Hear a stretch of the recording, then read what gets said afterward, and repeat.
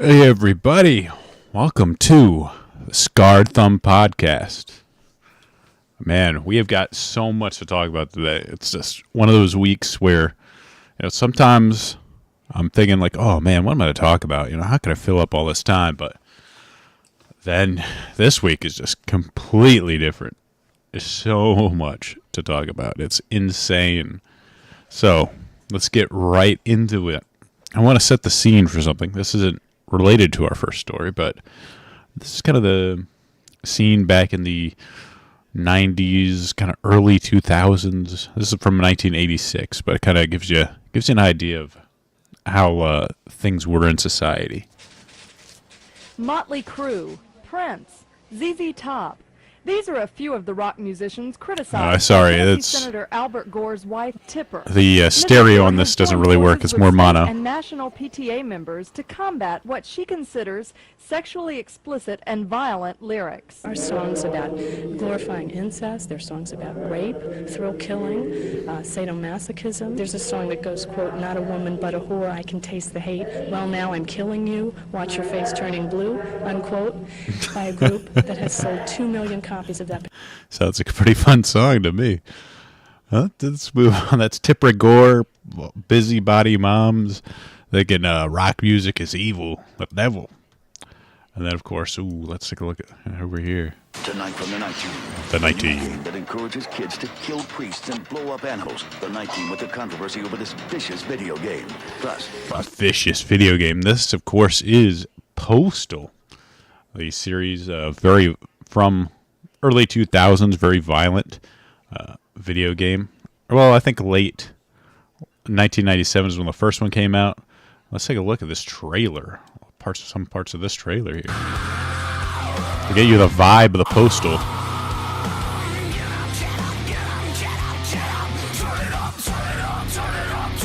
Oh man. Random strippers blowing up army guys. Is that a terrorist blowing up these people? Oh my gosh. Oh, that's this, yeah. Very contra. This was kind of an early game in the early, I think Postal came out early 2000s. Postal 2, which is what this is from, came out in the early 2000s. Very much, it's shock humor, that kind of thing. Inappropriate. You could pee on people. One of the things I remember it from. Barely played it, it was one of those, during that day, people could just share games on CDs. It's like, oh, you want a copy of Postal 2? Like, sure.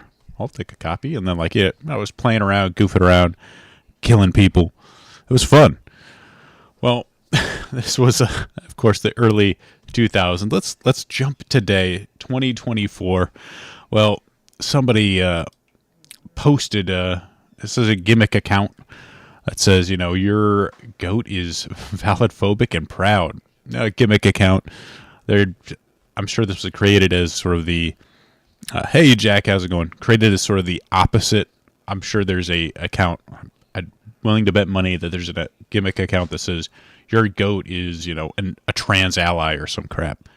So somebody created the alternate version to just sort of pile on the stupidity of gimmick accounts. But he said Postal Dude from Postal 2 is transphobic and proud. And you think, this is just a dumb gimmick account.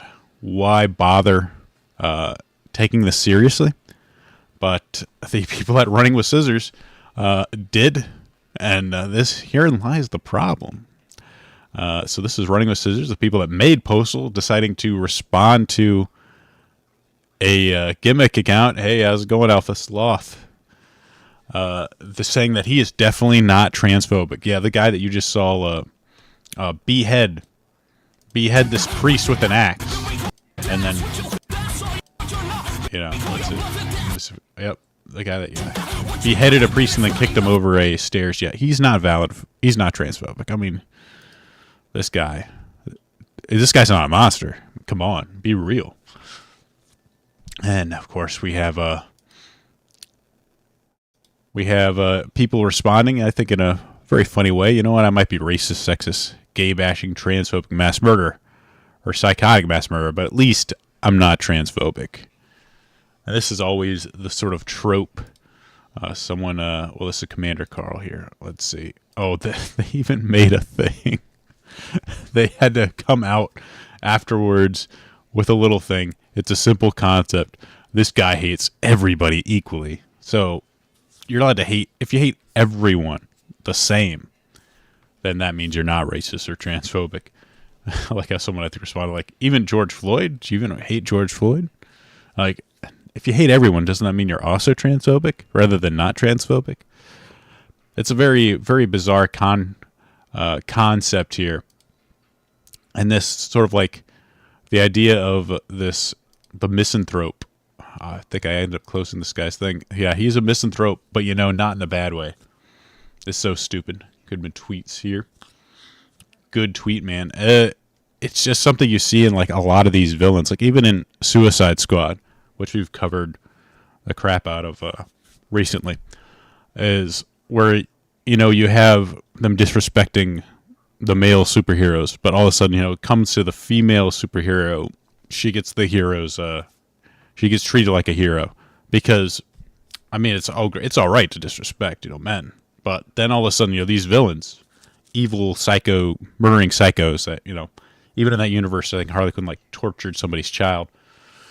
Something like that. I haven't played the Arkham games, but we got to respect certain groups. You can be evil, but in a very specific way that respects all of the sacred cows of sort of modern leftism. As long as you do that, you can be a villain. You can be evil. You can kill people. That's okay. But killing specific groups for a specific reason, like targeting someone based off race, no. That's unacceptable. Unacceptable villainy. And one of the people that responded works for it, a guy named Commander Carl. No, he's not Wade. He even said himself he's an equal opportunity lunatic. That's you gotta be very careful about how you do this sort of thing. And look, to be fair to Running with Scissors, I wouldn't go out of my way, like if I wanted a career in where they're at, to say oh yeah, he's transphobic, like just lean into it. He hates everybody. But at the same time, why respond? That's the thing, is like there's like a fear here, like that they have to respond to this. Like, he's not transphobic. That's crazy. You can't say this about our character, all right? That's totally wrong. Like, they have to respond because they're afraid. The postal dude whom we created is not transphobic. Get over it. Oh, God, it is so lame. It's just so lame to see this sort of like edgy, the stuff that was edgy in the 2000s, the 90s. All these guys that were like this are now total freaking pussies. They got famous, they got money, they did well, they're comfortable now, so they will push no boundaries whatsoever. They're stuck in the 90s. I'm guaranteed if this guy said like he's a trans ally, they wouldn't say anything. Hell, maybe they give a badge. If they said that he hates priests or any sort of like Christianity, I don't think you'd hear a peep from this guy. But they're Running with Scissors. Mr. Commander Carl here is oh wait, where's that tweet?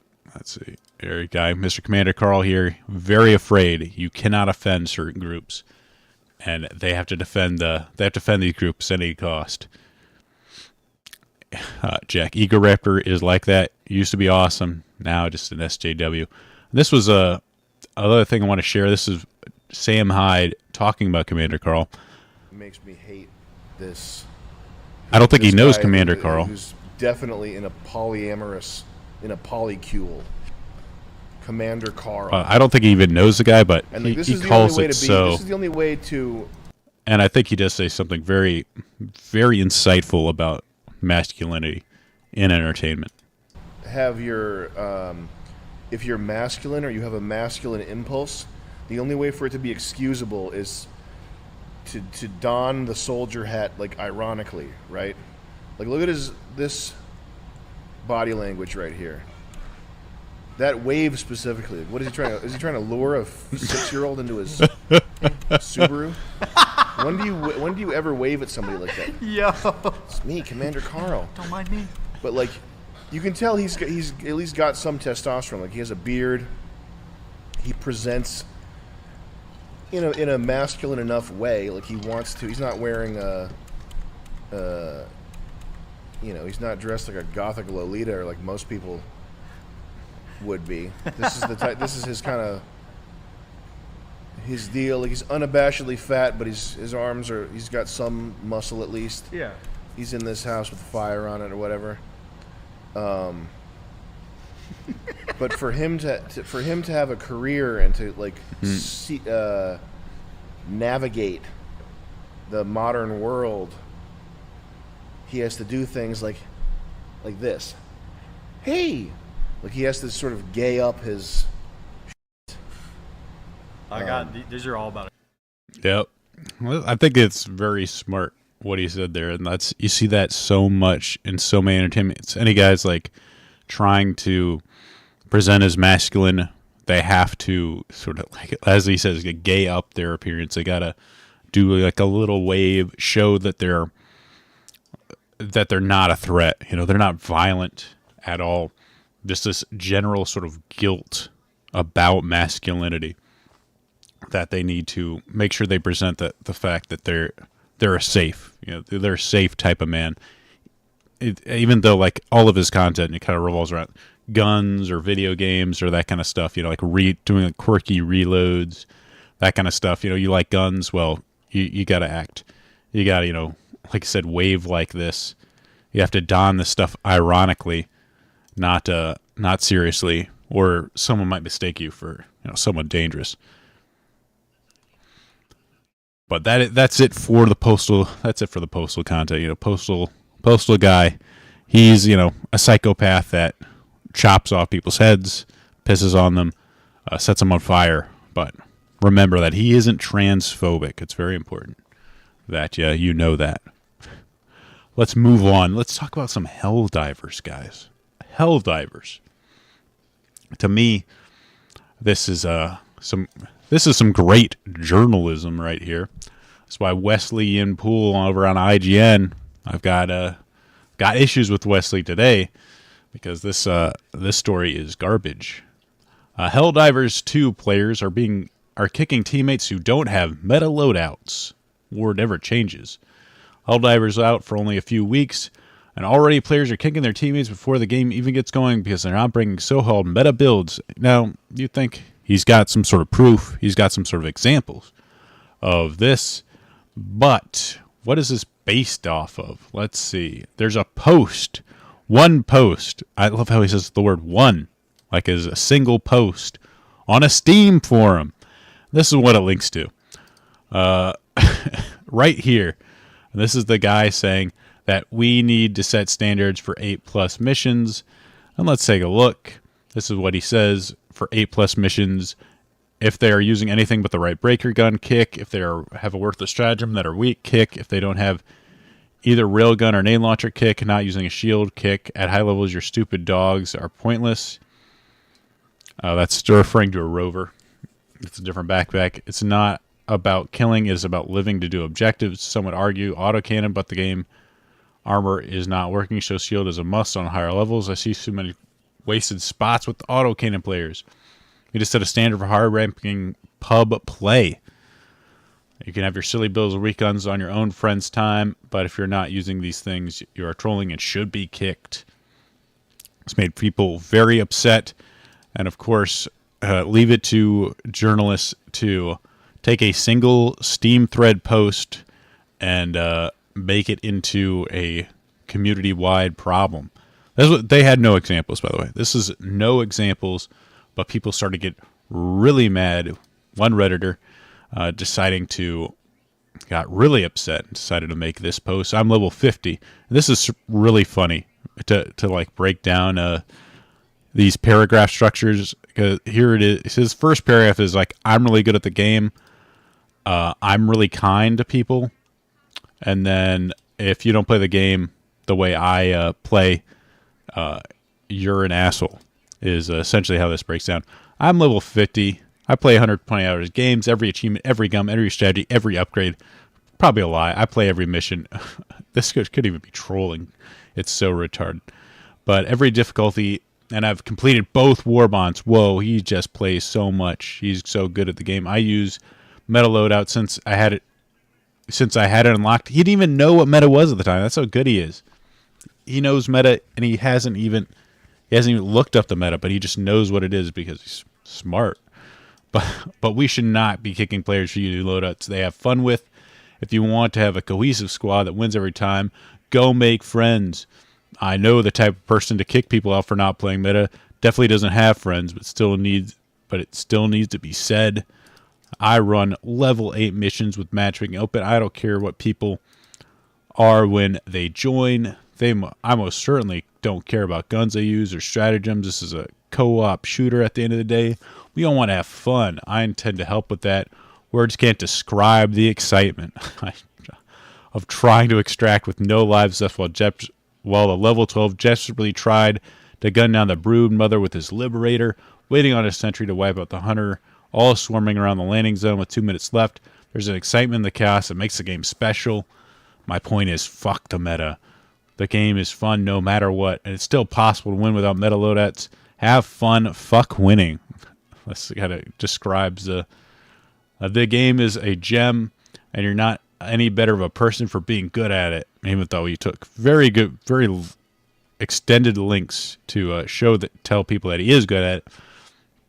So fuck you if you kick people for not playing the game the way you want them to. You're a piece of shit.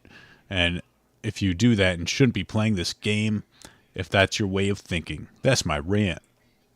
Oh, I saw this post about 8+ missions and thought it ridiculous. Sure, it could have been satire, but it doesn't seem like it. Pose, law, and all. Yep, this is the kind of thing that it spawned. People blowing stuff out of proportion. And really, I just wanted to talk a little bit about it because I think, especially in this game, put on a little bit of gameplay in the background, some Helldivers gameplay. I'll just mute this, but I think tryharding has been maligned for too long. Far too long, exactly. Clickbait, classic clickbait crap. And you see, like, this is a co-op shooter. It is meant to be, it's not, PvP, but there are plenty of people that enjoy the idea of, challenging themselves as best they can, completing, missions on the hardest level. And it's worth saying that when they talk about 8+ level difficulty, there's 9 levels of difficulty in this game. 8 and 9 right now are the 2 hardest difficulties in the game.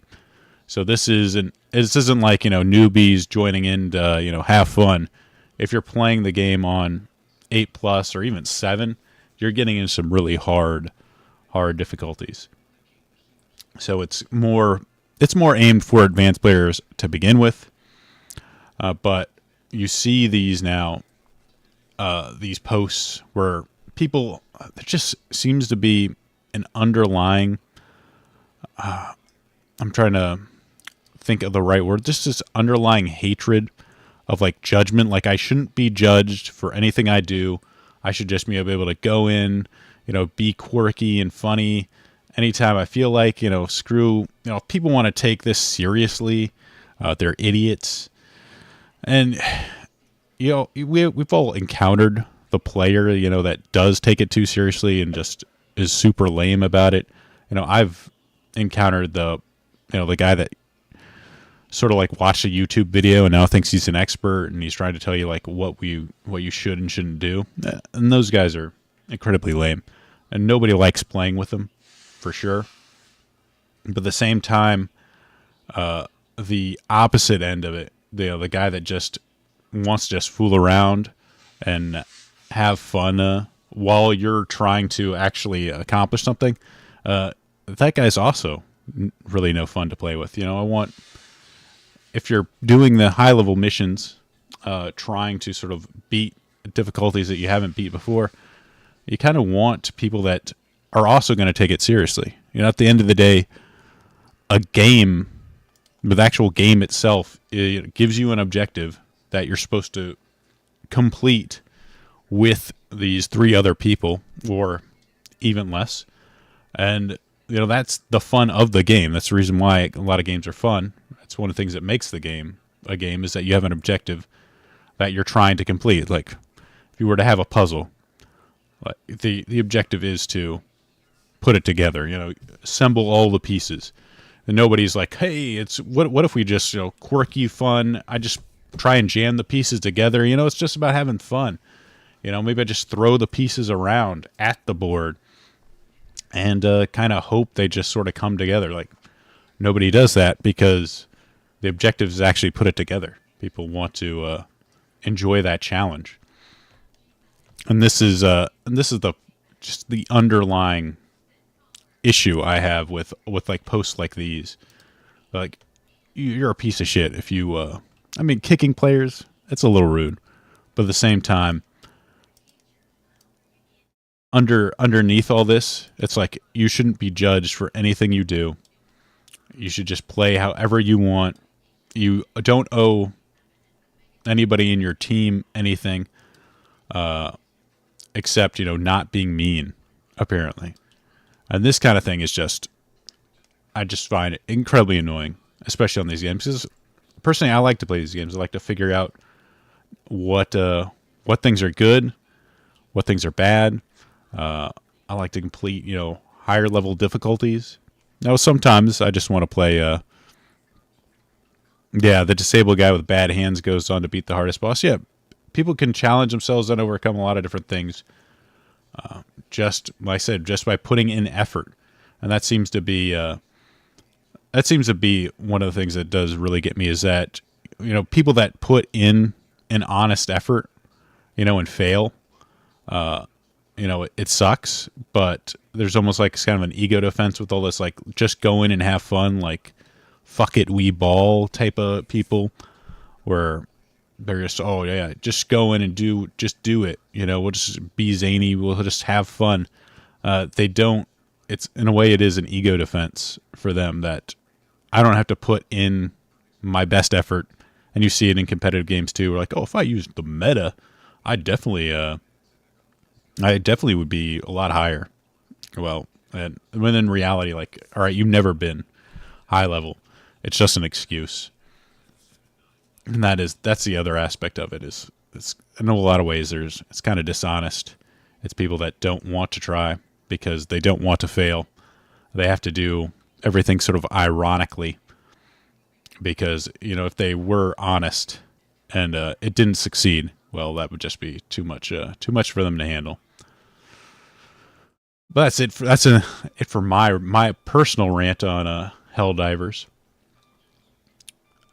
For the tryhards out there, I just had a need to sort of defend them from this sort of slander that's going around about how these games like this should only be fun, and fun is the highest ideal when playing this game. Because for some people, and like, it's, when they say fun, it's not even necessarily fun. It's, no judgment, do whatever you want. It's really, when the reality is, fun can be a lot of different things, like trying hard and succeeding, or maybe even failing. Maybe you fail, maybe you learn something, but at least you put in the best effort possible. Well, let's move on. More Helldivers news. This was actually another. I really didn't like journalist's cover of Helldivers this week, because we got things like this as well. Helldivers' first big war isn't suffering because of tough evac missions or metal hoarding. It's the pass and fail reward structure that's spoiling the fun. And I'll try and summarize this by Harvey Randall over at PC Gamer. What he's kind of going into saying that there's actually a really cool, like, system, like a major order. The live service model of the game is that they have this big galactic war. Players that can go into these various planets, and they have to defend them. If they lose too much, if they lose more than they win, or maybe you just lose too much, I think, they actually have a guy kind of like tipping the scale in different ways at Arrowhead. But if they don't succeed enough, they lose the planet. And one of the last week's missions was like you have to like win 8 successful defend missions. They didn't do it, and they end up losing quite a few planets. And he's basically saying that this isn't great. Let's see. See if I can find where he says it. Larger would have 4 layers when you think about it. The campaign, and he sort of defends major orders. That's defend 8 planets, defeating a single planet. You have a batch of missions and the missions themselves. Encourage major orders to win 8 defense campaigns against the automatons. I just talked about that. Of course, this didn't, and they didn't end up succeeding in this, and that's kind of a feel-bad moment. Let's see. So let's see if I can find where he says every single defense mission has at least one civilian evac mission in it, and they're damn hard. The problem in my experience is that they're either a quake walk because me and my squad manage to keep pace with the bots, or they sort of snowball out of control and you end up all dying. Which is very true. Some of the nifty missions without risking that, though. One popular technique is merges ass 3 squad mates to cause a ruckus on the countryside and stealth. It all comes back to Arrested XP. So this is where he gets into his solution. What he wants. There's an old tale that's still relevant, which is kind of an interesting thing. Warcraft Arrested XP was initially an XP penalty, one which kicked in when you played too long. Playtesters hated it. So Blizzard ended up making it a bonus. Like, if you haven't played in a while, you get rested bonus XP. Kind of encourage people to take breaks and not play so much. Some video game makers were feeling a little guilty about people dying from playing World of Warcraft too much. So Salt Divers has a similar issue, though it's a problem a little more concrete. In these evac missions, you get a penalty every time a civilian dies from friendly fire, which doesn't feel great. Instead, what if you start at 0 and then snagged a bonus for everyone that escaped? You get to send this to the mission objective itself, rather than having a minimum number of civilians required for success that have a relatively achievable floor, then give players a bonus for every Sid they're able to track past that. Like other missions, the core order is pretty straightforward and achievable, but you can still rake in rewards for exemplary service. I'm not sure that changing the element I cover for these missions is a lot of work, especially with how much sweat and tears Arrowhead had to put into expanding its servers on the back end, but on paper, I think fixing these evac missions is actually pretty simple. Let's go one step further and apply it to the wider campaign too. What if instead of getting 0 contributions for ditching an operation, you got a stacking contribution based on how many missions you did complete, similar to the War Bomb medals? Even if a single mission only gives a sliver of contribution without the stacking modifier, you still won't feel like you spent 20 to 40 minutes helping nobody. Similarly, even if 1250 requisition isn't actually a great reward, players are going to be upset if we fall short of one measly planetary defense campaign and get nothing.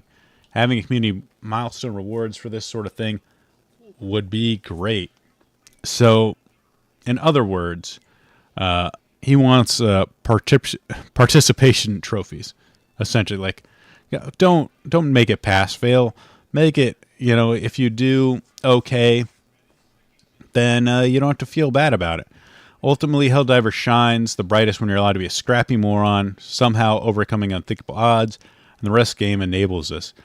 The process of losing a civilian evac mission and by extension operation is actually pretty fun. It's fun again, I keep saying it, it's fun to lose, guys. Winning, forget that. It's fun to lose. It's the reward structure that's demotivational, and it doesn't have to be that way. I don't get it. Like, what? People talk about it's fun to lose, guys. It's fun to, like, no, it's not. It's not fun to lose at all. Like, what is wrong with these people? Winning is fun. And honestly, this idea, I kind of get the reward bonus. It's fine, but it really kills the sort of I don't want to use the word vibe because it sounds kind of lame, but it really kills the aesthetic of the game Like if it's like, oh, you did okay, it's fine, because this is like a sort of almost fascist. Well, I guess it kind of is a fascist regime. Like Super Earth is very controlling, super Super Earth managed democracy. It's very, very strict. Kind of like heavy propaganda. This idea, like, hey, you did okay, and we're going to reward you for it. To me, just doesn't fit the game. The idea, like, you either succeed or fail. This is a military operation. Seems far more fitting in the setting of the game. And this idea, like, oh, even if you fail, you shouldn't feel bad about it. Like that ruins the game as well. Like feeling bad about losing is part of the fun of the game because you want to win. It makes you want to win. This idea, like, oh, we did okay. It's not too bad. Like, no, you want that. You want the highs and lows of, yeah, good enough for government work. Exactly, X-Runner. You want the highs and lows of winning and competing. That's what makes games fun for a lot of people. Again, you saw this in, I don't know if there's like a leftist Redditor thing where it's like losing is fine, losing's okay. I guess, I don't take losing too hard, but damn, like I never like, yeah, losing, it's cool with me. I love losing. No, I want to win. That's the point of these games, is to win. Winning, put in effort. But yeah, another bizarre article. That's kind of like, yeah, we shouldn't feel bad about losing. There's another. Let's move on to. That's our last Helldiver news. I really like Helldivers, so you're going to see a lot of Helldivers news on this. But Helldiver's super successful. Thousands, hundreds of thousands of people playing. Well, guess what? There's counterfeits. Every time you have success, there's always somebody moving in. And guess what? Then this looks pretty real, right? You'd think, hey, Helldivers 2, this is real. $50? I thought the game was $40. And that's true. It is $40 because this is a fake. People are selling fake Helldivers, copies of Helldivers for $50. And this was covered. Mike, this is the CEO, Pilsten,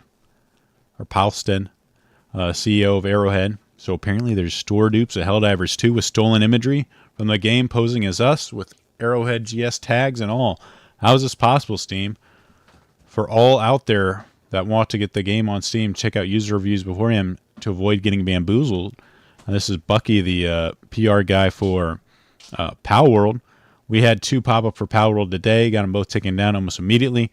When we emailed Steam, they aren't the newest apps, basically, and this he kind of explains what they do, is they take an app ID from their existing game and just swap the name pictures to that of yours in case both our games were small Russian games. So the Russians are out there trying to rip you off by using duped games, selling these dupes as new games. I actually saw the one for that disaster game like the day before. Somebody like had this like weird like little cat game that they switched to that and tried to sell people it. So sometimes you got to be careful. Got to be careful on Steam. If it looks fishy, don't buy it. But you always wonder, some kids or some old people trying to buy games for the kids, could they get fooled? Look out. Fake games are out there. And this today, another outrage. I'll close this. Another outrage is censorship. So Square, FX7 or Final Fantasy 7 Remake integrated the Steam version has censored Tifa's cowgirl outfit in the flashback. As you can see here, some cleavage, and then it's covered up with a black shirt. And this game has been out for a while, and some people are saying that it is it's a change to make it more in line with the new game coming out. Rebirth is, I think, out now, and in a different flashback they showed, I guess in this outfit they have it covered up. People are clearly not happy because they kind of see it as like, again, it's another example of someone covering up cleavage. It's very kind of China-like, this sort of censorship where they're covering it. But hey, it's okay. We've got mods, right? You could just put in a mod to change it back. Well, hey, if you're using Nexus mods, well, some PC focus here. Someone decided to add this uncensored and what is this, Nibelheim flashback video files. And then, I criticized that last week, this mod, was unnecessarily confrontational. This one is very straightforward, cut and dry. This mod replaces video files, returning Tifa to her tour guide outfit, which was updated in the latest patch to censor it, or make it in line with the CCR and Rebirth versions of the outfit. So, pretty straightforward, nothing confrontational. Well, Nexus Mod decided it'd get rid of it too. Again, wow. Nexus Mods, I don't get why they would do this. It makes zero sense. Why would they do this? This seems like so innocuous. What is wrong with this? Some site cleavage, they cover it up to, make it more online. I don't know why they did it in the new version of the game, other than maybe China again doesn't like cleavage. You could say, it's some sort of what is it? ESG score type things, wokeness, whatever you want to go with. But this is so bland. But again, Nexus Mod decided we can't have it. We can't have it. So, guys, she's 15 in this. She's 15. We got to cover it up. No 15-year-old ever dressed like this. We can't. We feel bad about our sexuality. It makes us uncomfortable. We got to cover it up. God, Nexus Mods, what are they doing? This is we got to stop. This is nude. This isn't nudity. This isn't anything. It's so bland.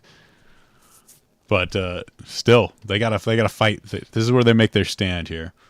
Nexus Mods just going downhill faster and faster than ever before. Exactly, Jack. Women cannot be hot. They cannot be. It's against the rules. Oh, shit. I said it was Helldivers. I was done with Helldivers news. Well, not quite. Not quite. This was a funny thing that was posted. Friend got banned for asking to add one LGBTQ cape. My friend got permabanned from the Discord without a warning when all the bro did was ask if there are chances they will add an LGBTQ cape or background. Dude was permabanned and even got death threats in his DMs. Oh my gosh, not death threats. I get that a lot of people that play the game are COD fanboys from Shroud, Summit 1G fanbase, but dude, how pathetic. Is it pathetic how toxic the community is? All he did was ask for one. That's all he did was ask for one thing. One thing. Everyone thinks they're going to cater to LBG. Just one thing, guys. Just one little cape. One little background. That's all it is. This never happened before where you just add one little thing and then a million little things follow. People just asking for one thing people think that people just asking for one thing will completely ruin. Yes, they will. One little thing will just ruin the damn game. Yes. And end the world. And thankfully, the guys at Arrowhead realized that no, adding one little thing just opens the door for a million lame discussions. This used to be understood. It used to be understood that there's a certain decorum. When you're out having fun, you're at a bar, or maybe you're just hanging out with your family at the dinner table. Usually, and I think most functional families, their idea that you don't talk about religion, you don't talk about politics. I guess now you don't talk about sexuality. I guess is the modern adage is you don't talk about this crap because it's controversial. It just doesn't lead to any good discussion, good or fruitful discussions. People just want to have fun. This is the point of video games, is to enjoy themselves and not think about these stupid problems. Hey, why don't we just add a Palestinian flag and an Israeli flag to Helldivers 2 while we're at it? Now, why? Let's bring in every single global conflict too. How dare you, sir? You can't have saggy. Oh, sloth, savvy cleavage, goofy neo-puritanical. Yep. You just can't have this. And thankfully, they've shut it down. Like people that are asking, and I guess there was another thing of somebody asked like to keep politics out of games. They got banned. Like they're just not allowing any sort of political discussion. Good on them too, because it just will not lead to anywhere positive for the game itself. Keep this out. Keep the world intact. You don't need this kind of junk. Yes, it'll ruin the immersion. It opens it up for every single pride flag at this point. I mean, I just saw a... let me see. Maybe I can bring it up. Let's see. Pride flag... Ukraine. Let's see if I can... Rutgers already has an article for it. Why no? I saw it. Where is it?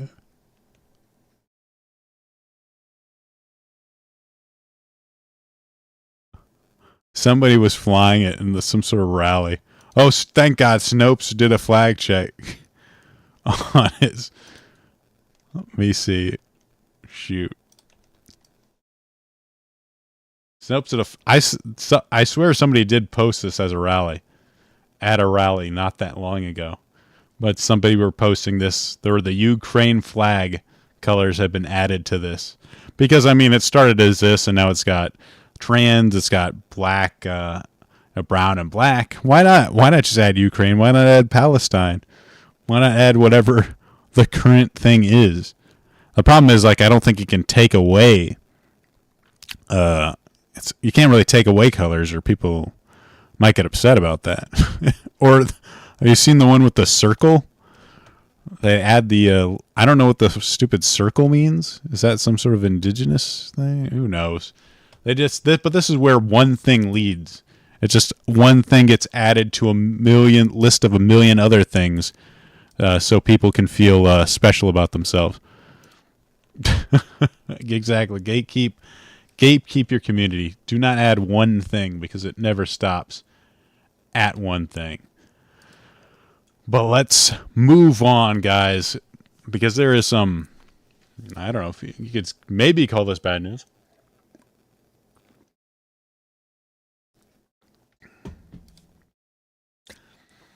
The video game industry, and I will preface this, a lot of industries that are not video games are also contracting right now. They're down. 2023 was down from 2022.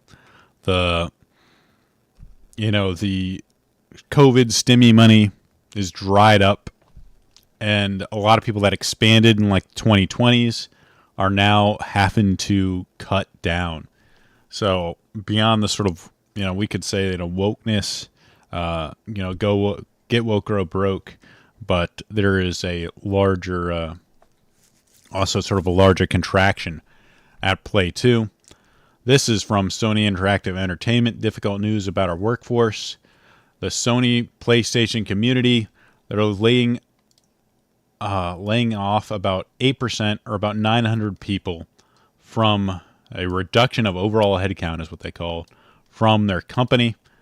And they share, the copy of the email. So Sony cutting jobs. I covered last week that they were down. Their margins are not good for the PlayStation. They're not happy with the sales that it did last year. And these are an update from PlayStation Studios. Today, Sony Interactive Entertainment initiated a reduction in our workforce, including within PlayStation Studios.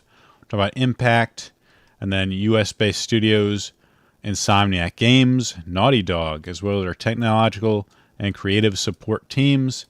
PlayStation London studios were completely closed. They just completely got out of London. There'll be reductions in Gorilla and Fire Sprite. I do not know what either of those companies do. Haven't heard of them.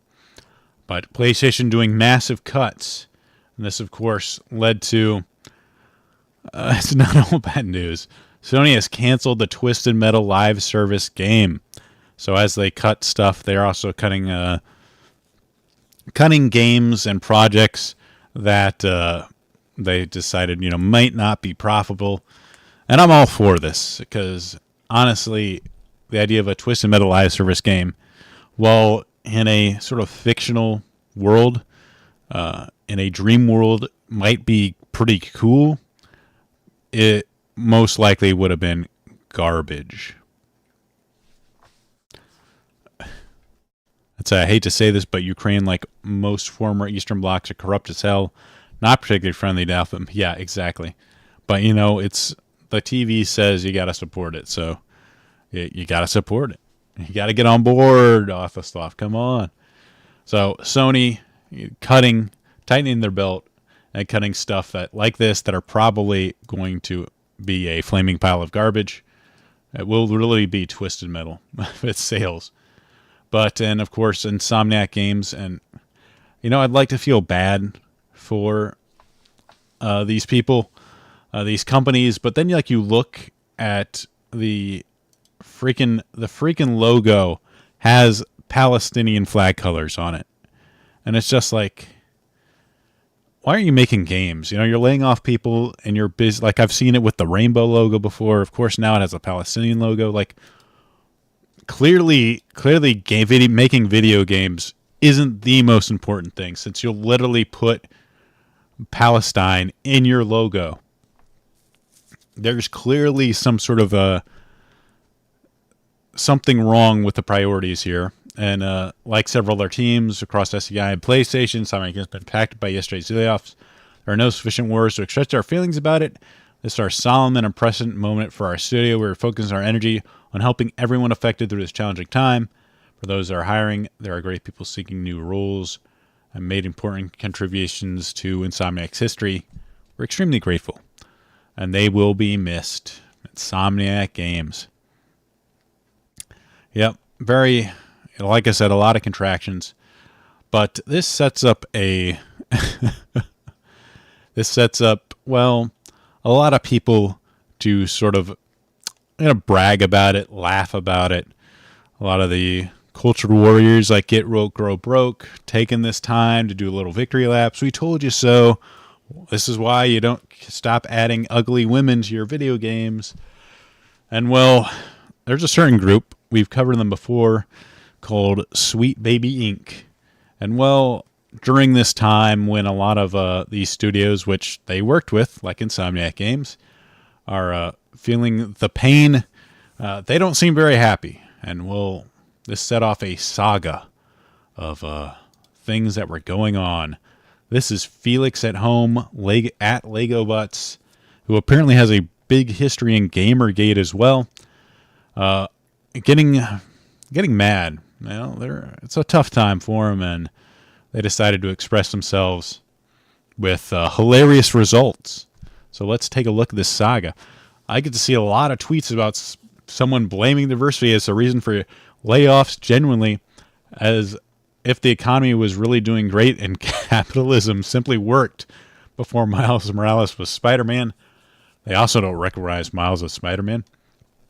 Insomniac, of course, like people just covered, made Spider-Man 2 with Miles Morales in it. The weirdest part is when these takes from developers or people who have dev in the bio. At least, I don't know, it seems wild that a dev would see thousands of layoffs and blame the industry giants, but instead a 15-person narrative company founded by a black woman. They're, of course, talking about who they're working for, Sweet Baby Incorporated.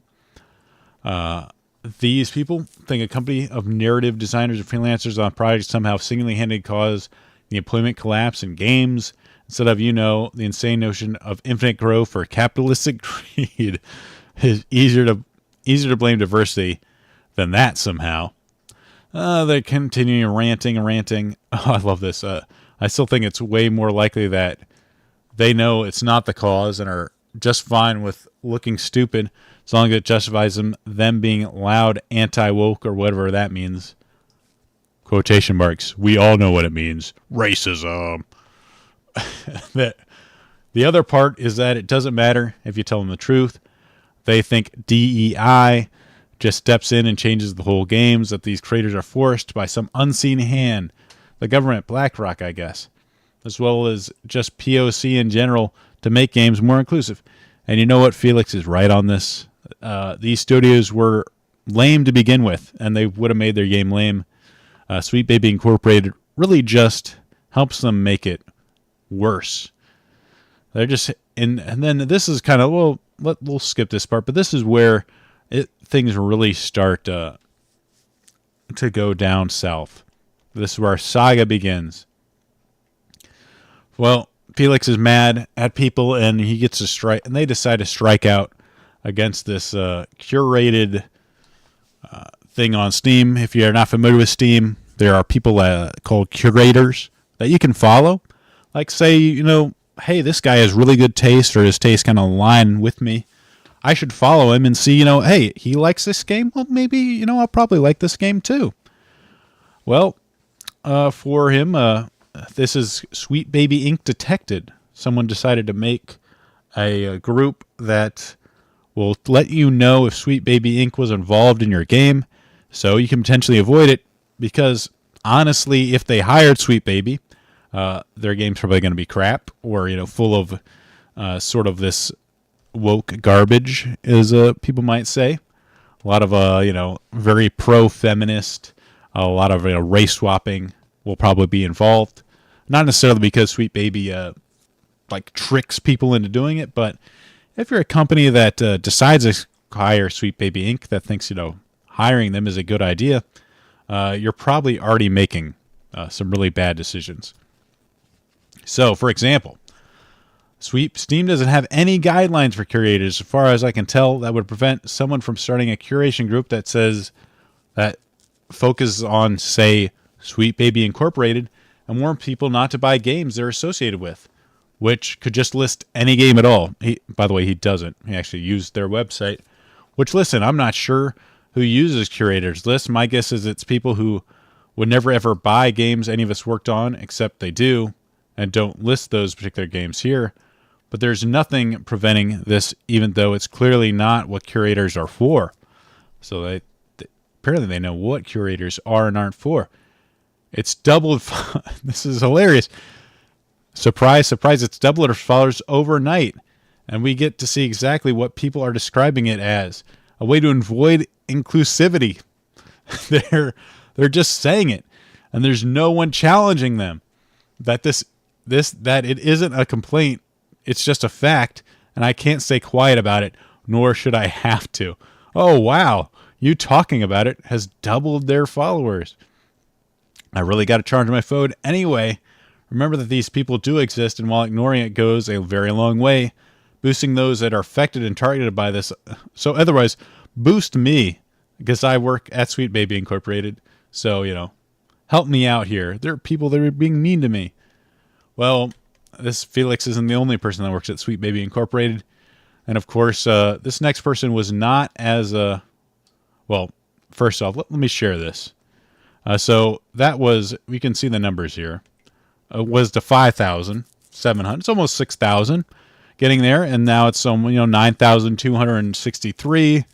Well, I don't think Felix here did a very great job of taking them down here.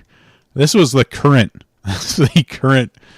count on this group. It's already up to 85,415. And probably going up to 100,000 plus. Great job here, but another person helping out the Sweet Baby Inc. Detected going viral was this gentleman named Chris Kindred, who may or may not be it's a they, sorry. I was looking for their pronouns. It's a they. So they, the Steam curator, decided to post about this. The Steam curator harassment group Sweet Baby Incorporated Detected is led by this person who decides, doxing, let's do it. Here they're trying to be slick so they don't get reported. Even with discriminatory language filled out, the group itself still fails the code of conduct. Anyway, report the fuck out of this group. And report the creator since he loves his account so much. So, we hate the group. Report it. And hey, why not, this guy that has a bunch of games, really likes his Steam profile, report him too. Because, why shouldn't he lose all his games that he paid real money for? He did something I don't like. Oh, this is fucking normal. Steam, y'all gonna do anything about this? And this is what these garbage people do, is hey, Steam, why aren't you doing nothing about these racists? Hey, let's just ruin some guy's account. Let's make him lose money. Why not? He did something we don't like. Let's cause harm for people that don't agree with us. Whoever subscribes this list is about to be sick when they got to add more of their favorite games on there. And these are both people that work for Sweet Baby Incorporated. And do they act like people? Do either of these people act like people that are proud of the work they do? Both of these people know for a fact that the majority of people that play these games do not like what they're doing. And I think a lot of ways they're proud of it. They won't come out and say it, but they're proud of the fact that they are making these games worse for the core audience of video games. They know it, and that's why they don't like stuff like this Sweet Baby Incorporated Detected, because it might hurt their bottom line, and they can't use. That's the other thing, is they can't. The second this comes out, and they know just how cowardly a lot of companies are, that all of a sudden if the company says, ooh, this might hurt our bottom line, that all of a sudden they lose a lot of their leverage here. They can't just come in and make money essentially to make these video games worse. And they're afraid. Like they know that people don't like what they're doing. And they're afraid that if it starts becoming common knowledge, that all of a sudden things are going to dry up for them. And especially as the industry is contracting, people are being laid off, that companies are going to look at this and say, like, you know what, why are we paying people money to make our games worse and hurt our sales? Like, we need to make money now. And this is the time when they know that things are not going to go well for them. Things are definitely going to get worse, because as the money dries up, there's not a bunch of like fat around to be used for vanity projects, that this goes away. The first thing is going to be cut is the DEI, is this nonsense. Because when you actually have to show results, you're going to do what's in the best interest, really, hopefully. You never know with these groups, of your customers. And that means making games that don't involve these narrative designers. I mean, what's a bit of a fool? What's the bit of a fool and his money are swiftly parted? Yep. Exactly. So, Sweet Baby Inc. Doing a great job here of making this curated group go viral, and probably get up, by the time next week is over, will be, 100,000 plus. So good job. Very good job. When cancellations go wrong, you love to see it. And hopefully Sweet Baby Inc. We'll be seeing less and less of them as thing goes on. And then, of course, we have the Embracer group here. I kind of threw this in. I like Space Marine 2 looks pretty cool, but the Embracer group is another group. They bought a crapload of studios, and essentially the idea was, we'll buy a bunch, with all this money being pumped into the economy, all this inflation, and then sell them off to a Saudi company. Embracer Group brought Saber Interactive in 2025 at the height of its acquisition spree, and let's see, Embracer Group ran into trouble in May 2023 when an investment deal worth $2 billion reported with Saudi Arabia's Savvy Games Group fell through. Ever since, the company has laid off hundreds of employees, closed multiple studios, and in some cases took its time to pursue free radical designs after failing to find potential new owners. So they bought up a bunch of stuff. You know, they're canceling things like some like Star Wars project, unfortunately. But another example of these game studios, you know, these game groups. This isn't really, I don't even know if they're really studios, but everything's contracting right now. And they're realizing, oh crap, we're underwater. We got to get rid of this stuff. So hopefully, Saber Interactive going to a private group, hopefully that's for the better. They'll find a group private investors that'll let them make good games. I know a few people that have played Space Marines. I haven't played it myself. It looks really cool. The art, if you've seen any of the videos, really cool Warhammer stuff. It's just freaking awesome. You know, it's like, let me see if I can find it. 2 trailer.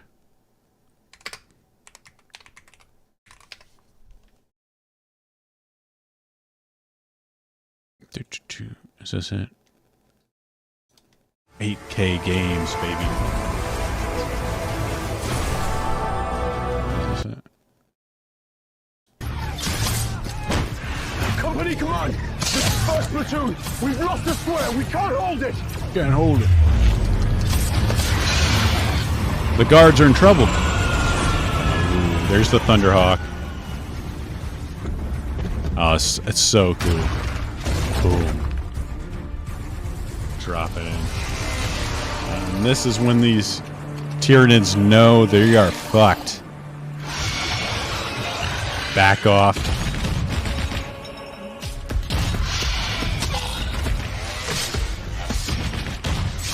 These Termagants are getting asses. Ooh, cut them in half. Guard's like, oh, there's a warrior.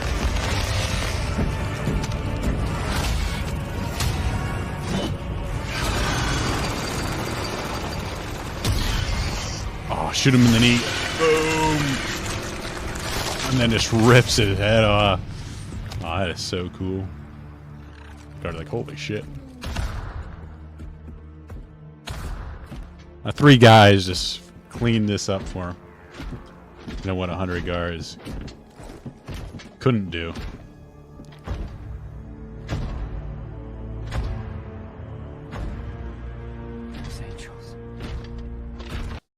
Space Marines worshipped as angels themselves. That's how legendary they are. That's just awesome. Awesome stuff. So if at the very least we get cool cinematics like this from this company. So I'm at the very least I hope it still stays successful, because the more sweet Warhammer videos I get out of it, the better. God damn, so cool. And now, I hope Jack's not here, because man, this might addict him. He might get too addicted to this. This is dangerous. Pokemon Presents came out, well, with a lot of crap, but we gotta look at this. Pokemon Go, blah blah blah. There's a few things I wanted to cover in this. Pokemon Sleep. So I haven't tried this. It seems like such a bizarre concept. Pokemon Unite. Blah blah blah. They have so much Pokemon. Uh-oh. Jack, you might want to turn away here, man. You don't want to see this. Moving on. This might be dangerous for you. This video.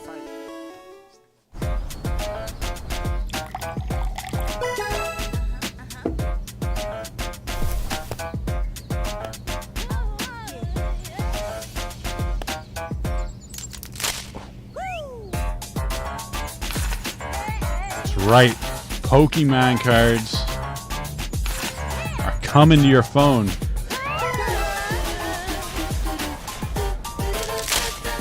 Look, I wanted to point out the design on this. The crinkle, little like swipe.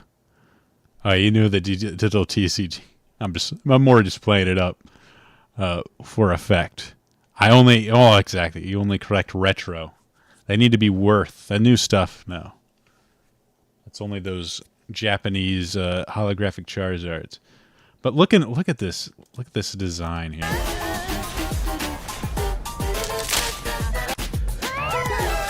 I don't know if there's a way to... Just that swipe. like crinkle. Whoosh. That's evil. This is evil design right here. That just encouraging you more and more. They also have the little swiping, like card sound effects. It's really good design. And look at that. I love the way these holographics, like kind of like 3D.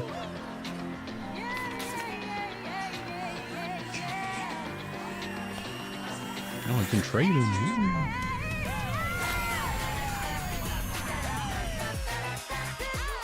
Got battles. Like effects. Oh, this I thought actually was really cool from a design perspective. Not this, but the 3D effect is kind of cool. But this immersive card, I thought this was like a really, really well done.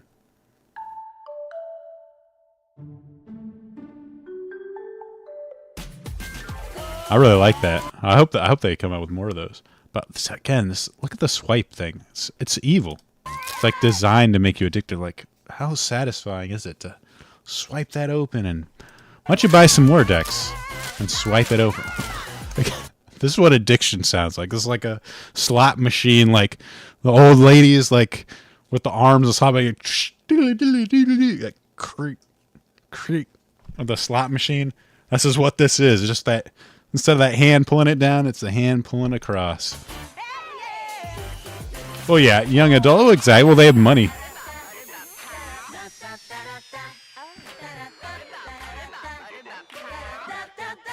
Evil. Evil game right here. Trying to steal your money.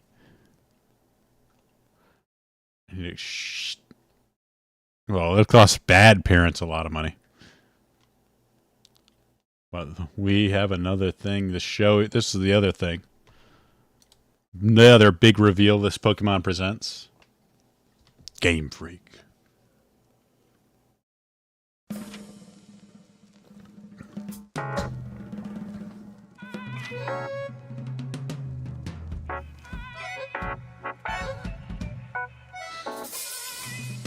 A vision of beautiful coexistence between people and Pokemon.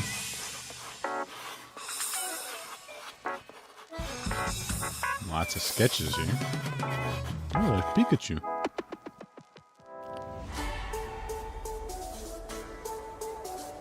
Power needs to rip this off too. Exactly. Just add some guns to it.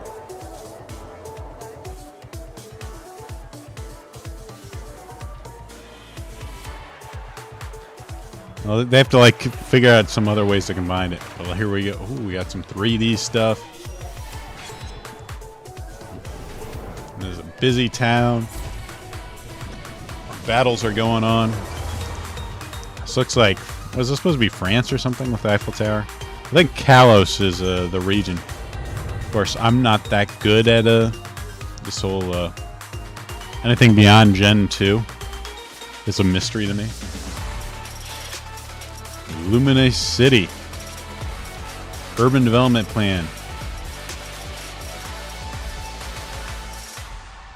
I guess Luminous City. Pokemon Legends, baby. Z. Dash. A. I think there was a Pokemon called Zingarde that looks a lot like this. That's kind of referencing it. Pokemon Legends. A new Legends game. I'm actually somewhat reservedly hopeful. I mean, if you look at this, there's no actual graphics for the game. So it's hard to say if this will...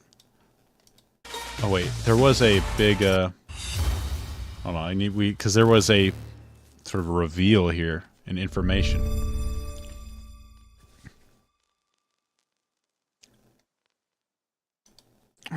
Did they mention it? Releasing simultaneously worldwide in 2025. Let me keep playing. I think they mentioned something. Arceus was pretty fun. Mega Evolutions are back. They're going to be... They did say something... Oh, actually, let's close that out. They did... Or, actually, shoot. I want to go back to the video. They did say I'm going to open my history. They did say something. Oh, hey, Deborah, how's it going? They did mention that it would be releasing simultaneously to systems, which I thought was really interesting. Let's see. Let me find it on. I think I can find it on Twitter. Pokemon Legends Z. Let's see.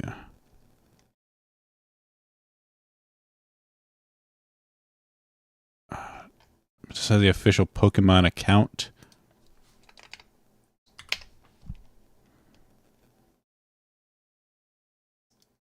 Let's see if I can find the official Pokemon. Oh yeah, let's see. Find the official Pokemon thing. The next thing is about Switch emulation. Aha, yes, here we go. Here we are. Here we are.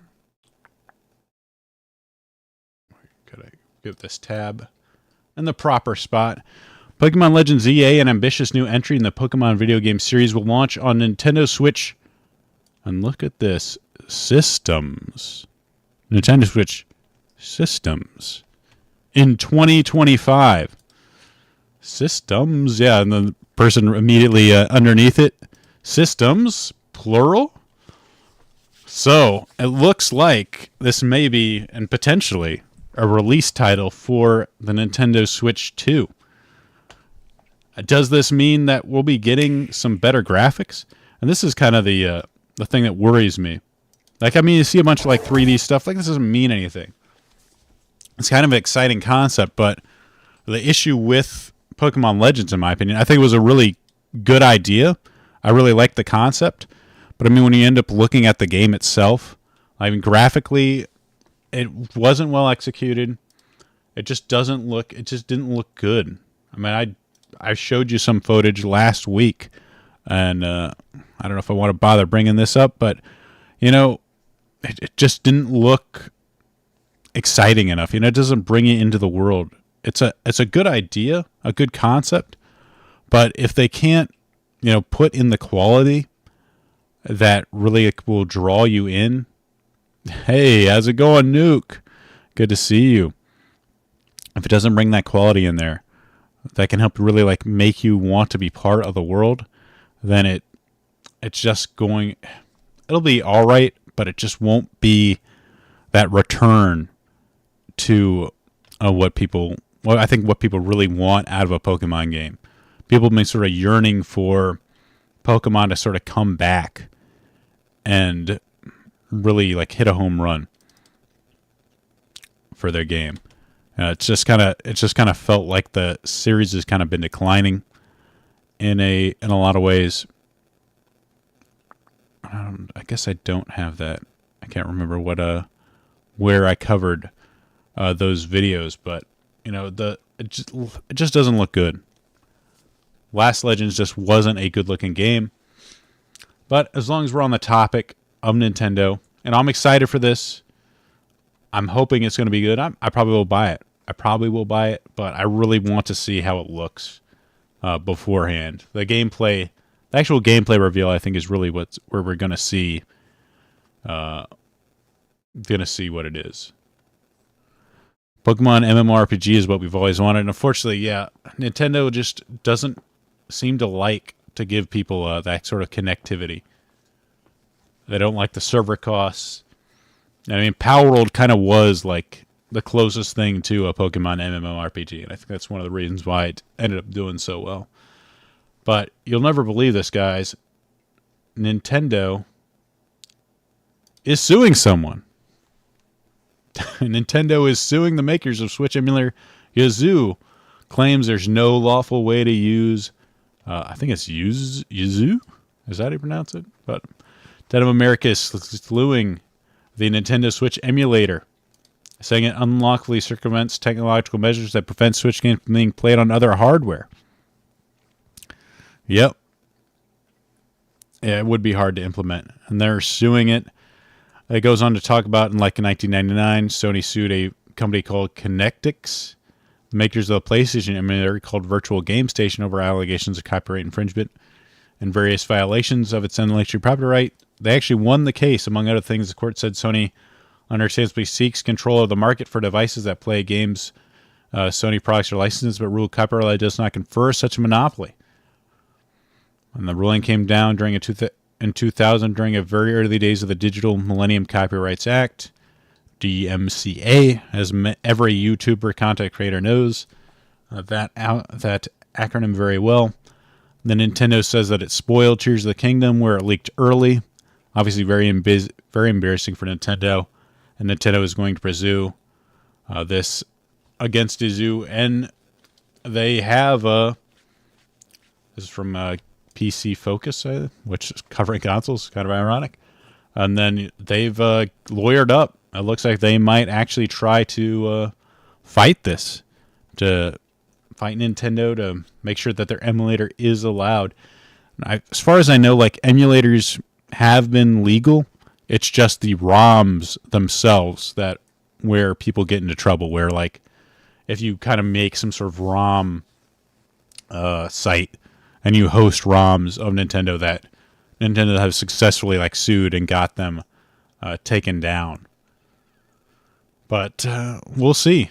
We'll see. It's not so clear on emulators themselves. That just sort of the program you use to pirate games. Not necessarily illegal. It's just the ROMs themselves is where copyright comes in. And then, this is kind of a funny story. We're almost reaching the end here, but Game Scent. Have you ever won and be playing games and you know what? I wish I could smell the game. Well, this is always this idea of immersing all of your senses into the game. Has kind of been a dream of many people. You have these sort of 4DX video movie theaters. One company is trying to do this for video games. This is from IGN by Taylor Lies. If you ever wanted to fully immerse yourself to the point where you can smell things that appear on screen, I have just the product for you, Game Scent.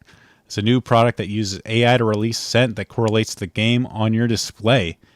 In a press release, the company said its patent-pending adapter allows the device to use real-time audio cues to dispense a scent, like the smell of rain during a storm or a gunfire in a first-person shooter that corresponds to the game you're playing. I too want to smell Stellar Blade. Exactly. What does Eve smell like? I was of course there's been a ton of jokes very similar to what Nuke has said, where when's the sort of VTuber sense going to come out? For playing a game like Blue Archive, is there going to be some different AI sense for that? Who knows? Who knows? Well, the sky's the limit. But right now, it looks like they only have a few. Gunfire, explosion, racing. I don't know what racing is. Maybe it's burning rubber. Clean air, in quotation marks. Storm and forest. I could see some Minecraft scents being kind of nice. It's like a flower scent. If you're near flowers. Might be like a cow smell when you're near cows. You want to walk past manure? Exactly. You can feel immersive.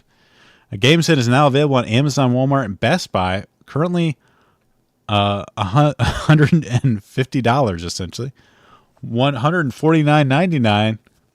Usually, it's what a deal! It's usually $180. Of course, if you want to buy it, but happen to be attending PAX East next month, Game Set will be demoing there. I think I've also seen there's supposed to be an expansion pack where you could get golf as a possible scent. And I think napalm. Oh, hey, you're playing your game. You can smell gunfire in the air. Help enhance your experience. It's a lot of this kind of seems like a gimmick, but could it be interesting? I don't know. I could not see myself ever buying something like this, but it's kind of an interesting idea. I'll say that. I hope it works. I hope it's successful. Some people that really want to get into it. You've seen people with these racing simulators where they got literally the car itself, the steering wheel, they got the brake pads, or mech game players are notorious for this with their giant console displays. You know, why wouldn't they get some gamer scent, you know, some oil, motor oil, or, you know, some sort of mech-themed AI scent so they can get that out, you know, gunfire and napalm and all that stuff. Really feel like they're part of it. Getting some, you know, apparently this can work with, you know, VR stuff too. They mentioned, you know, it's compatible with PC consoles and VR headsets. You can really get in the game in that virtual reality. Interesting idea. Kind of fun, kind of interesting. Last story here. And women are at it again, guys. I hate to say it, but women are at it again. Counter-Strike pros write open letter to Valve asking for default female skins. Histrionic reaction shows that's probably a good idea. This is from PC Gamer by Rich Stanton. In some ways, it supports the sexism that we unfortunately still encounter. So by pros, he means women.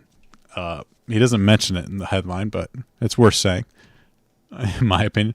The Astral's Counter-Strike women's team has released an open letter to Valve asking for the game to include female skins as a default option in the future. The letter was posted by team rifler Josephine Jensen. They are passionate for Counter-Strike, so they kind of want, which, I mean, not a big ask. Using a female skin costs extra. All of female are male. Yeah, because mostly men play the game and it's war. So it's mostly men too. And the letter mentions that CS does not include female skins. However, the nature of CSGO economy, I guess you can actually buy skins, but they're fairly expensive. $9, $51. Argument being made seems fairly straightforward. Really, the annoying part is where they kind of get into, and I think this is where players kind of get mad at some of this. Letter mentions sexism still. This is where they get into it. I think they get players mad.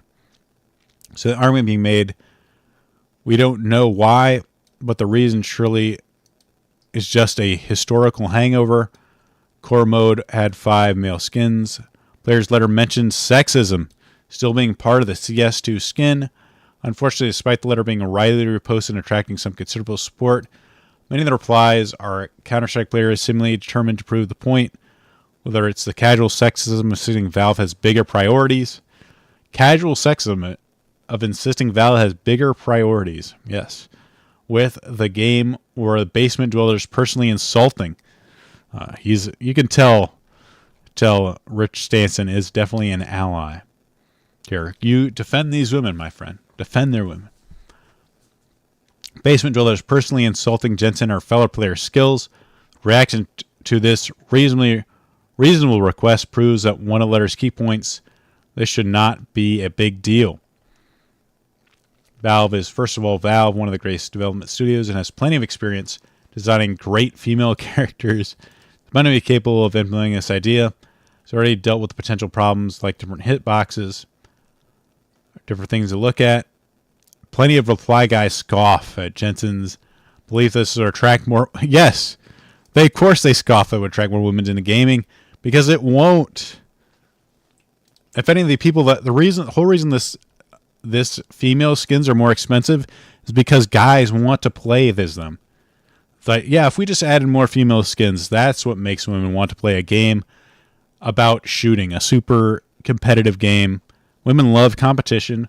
They love violence and shooting other people. Everyone knows that. Come on. Why scoff at this idea this would attract where a default female skin is really what they're missing? They're ready to jump aboard. All they need is that default female skin. But in light of that reaction, it's hard to argue with our next point. At least those of us playing now would feel more welcome. And this is really, I think, a part of that annoys a lot of people, is this idea like, you know, we'd feel real welcome if we just had this female skin. There's a lot of sexism in video games, and we just really need this little thing. If you just give us this little thing, then we just shut up. And everyone knows it's not true. The reason women aren't playing Counter-Strike is because it's Counter-Strike. Women aren't interested in a game about shooting a bunch of people. A lot of them are interested in being a competitive video game players in general. There's a reason, like, once you get to a lot of like these colleges, they need something like Title IX to boost up the numbers because at this point, you know, it's fun to play in high school, but women just aren't that interested in sports. They don't support their own like female sports. And why is video games any different? They're just not that interested in these super competitive games. But of course, we have to make it about it's sexism. It's because, guys aren't nice enough and not welcoming enough. This is the issue. And this, I think, always what pisses people off, because most people know that this isn't true. It's not like one female skin is going to, and the request is fairly reasonable. Like, why not have a male and female as default skins? It seems fairly simple. It's just once you start attaching this stuff about we experiencing sexism every day, and we'd feel more welcome, and there'd be more women in games. Like, why bother with this? It just is going to serve to piss people off, because people know that it's not true. When you just openly lie about it. And then in response to negative comments, we've received many positive as well, mainly focused on positive comments. Default People's Skin is arguably the world's biggest and best competitive FPS. Doesn't seem like a huge ass. The more I think, the more it seems that it's something that should have happened a long time ago. There should be no difference between agents. There should be as many free female agents as male agents. This doesn't make sense, again, when you say stuff like this, because we all know more men play the game than women. Why not, put in more skins? Specifically targeting the men. And it'll attract more adolescent boys, not women players. Well, and then the thing is, with Counter-Strike, no one really cares. None of the skins are very sexy. They don't need sexy skins. It's mostly about, shooting, that kind of stuff. But they got to make it about them. So, guys, that is it for the podcast. Hope you enjoyed it. Dang, I told you I had a lot of stuff to talk about. Really thank the support. We did hit monetization.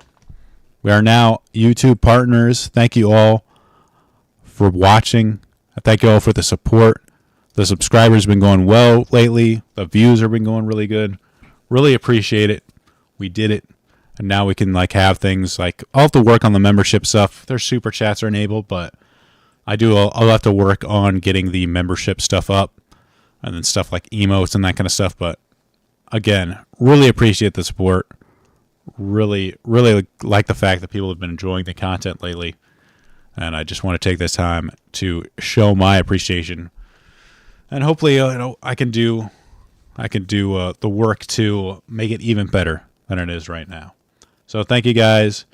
I'll talk to you next week. Hopefully next Friday we'll be back at it with some video games. I don't know if somebody sent me. I've been getting some notifications here.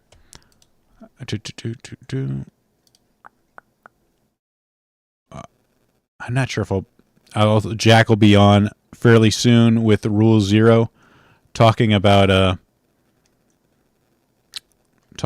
this time. It's going to be I just saw it, so I don't want to get it wrong. But it'll be going live at the top of the hour. Affording your hobbies, the truth about affording your hobbies. It's a very interesting topic. One I'm certainly interested in, as video games, Warhammer figures. We talked about TCGs. We just mentioned Pokemon TCGs. As more and more companies and other things want to vying for your money. How do you afford these topics? So that sounds like an interesting thing for Post Zero. Yeah, Post Zero coming up. So tune into that at the top of the hour. I might be able to hop in. We'll see. I'll have to. We'll see what other stuff I have to get done first, but that should be fun. So guys, I'll talk to you later. Yep, 30 minutes. Thank you all for watching. Bye-bye.